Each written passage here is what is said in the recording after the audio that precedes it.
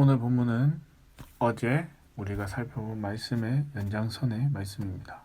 모세는 계속해서 이스라엘 백성이 출애굽한 1세대와 같이 잘못된 선택으로 인해 하나님의 진노를 받지 않기를 바라는 마음에 호소하고 있습니다. 이스라엘 백성들은 하나님이 주신 약속의 땅을 들어가기 전은 각 지파별로 한 사람씩 택하여 12명의 정탐꾼을 보내었습니다. 그리고 그들의 보고를 듣고는 올라가지 않았습니다. 26절에 그들이 하나님의 명령을 거역했다라고 기록하고 있습니다. 무엇이 그들로 하여금 하나님의 명령을 거역하게 했습니까? 왜 그들이 하나님의 말씀을 믿고 순종하며 나아가지 못한 것입니까?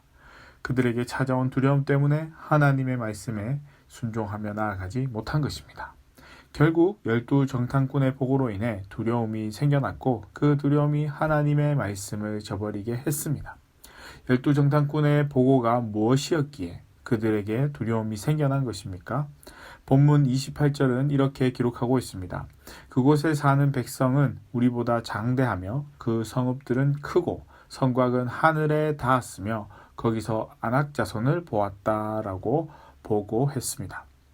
이들의 보고는 자신들이 싸워서 이길 수 없다라는 것을 이야기해주고 있습니다. 이런 보고를 들은 이스라엘 백성들의 마음에 두려움이 생기기에는 아주 충분한 이유였습니다. 결국 정탐꾼의 보고로 인해 생긴 두려움은 단순히 두려움으로 그치지 않고 하나님과 모세를 향해 원망의 소리를 내게 합니다. 중요한 것은 이스라엘 백성들이 자신들이 출애굽한 그 순간부터 하나님을 향한 원망의 소리가 끊이지 않았다라는 것입니다. 애굽을 탈출한 이스라엘 백성들이 가장 먼저 맞이한 문제가 무엇이었습니까? 홍해바다가 자신들의 길을 가로막는 문제였습니다. 뒤에서는 애굽의 군대가 자신들을 잡기 위해 쫓아오는데 그들의 앞길은 홍해로 막혀 있어 더 이상 나아갈 수 없는 상황에 놓였습니다. 그때 이스라엘 백성들은 모세를 향해 이렇게 원망을 합니다. 애굽에 매장지가 없어서 당신이 우리를 이끌어내어 이 광야에서 죽게 하느냐? 어찌하여 당신이 우리를 애굽에서 이끌어내어 우리에게 이같이 하느냐고 원망의 소리를 냅니다. 이것은 이스라엘 백성들이 하나님을 향한 원망의 시작이었고 출애굽한 1세대의 믿음의 모습이었습니다. 무엇보다도 우리 삶 속에 찾아오는 문제로 인해 하나님을 원망하는 삶을 살아가지 않을 수 있기를 바랍니다. 오히려 하나님께 기도로 간구하며 함께 그 문제를 믿음으로 이겨낼 수 있기를 소망합니다. 이제 그들은 가나안으로 가는 문제를 가지고 다시 하나님 앞에 원망의 소리를 내고 있습니다. 27절에 여호와께서 우리를 미워하심으로 아모리 족속의 손에 넘겨 멸하시려고 우리를 애굽 땅에서 인도하여 내셨도다라고 원망하고 있습니다. 왜 이렇게 하나님을 향해 원망의 소리를 내고 있는 것입니까? 하나님께서 자신들을 미워했기 때문입니까? 아닙니다. 하나님은 세상 어느 민족보다도 이스라엘 민족을 더 사랑하셨습니다. 그럼에도 이들은 왜 하나님을 향해 원망의 소리를 내고 있는 것입니까? 이것은 믿음이 없거나 믿음이 약한 사람들에게서 나타나는 모습 중 하나입니다. 이스라엘 백성들에게 하나님을 향한 믿음이 없었음을 살펴볼 수 있습니다. 때문에 원망의 소리만 낼 뿐 하나님의 말씀에 순종하려 하지 않으려 했습니다. 만일 이스라엘 백성들이 아브라함과 같은 믿음이 있었더라면 그들은 지체하지 않고 하나님의 명령에 순종했을 겁니다. 그러나 그들에게는 그런 믿음이 없었으므로 하나님의 명령에 원망의 소리를 내며 순종하지 않았습니다. 이스라엘 백성들의 모습을 통해 믿음의 중요성을 발견하게 됩니다. 믿음이 없는 삶은 그 삶의 불평과 원망의 소리가 가득하다라는 것을 보여주고 있습니다. 이런 삶은 결코 하나님을 기쁘게 할 수 없습니다.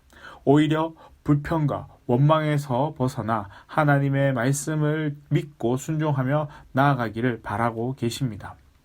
저와 여러분의 삶은 불평과 원망의 소리가 아니라 하나님을 향한 믿음의 고백이 넘쳐날 수 있기를 소망합니다. 모세가 이스라엘 백성들을 향해 믿음을 심어주었음에도 그들은 모세의 말을 귀담아 듣지 않습니다.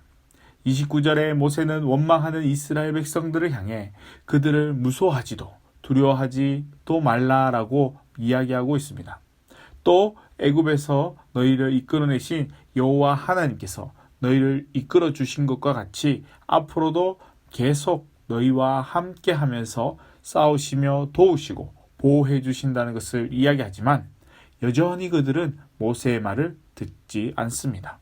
결국 모세의 말을 듣지 않은 출애굽 1세대의 결말은 광야에서 죽음을 맞이하게 됩니다.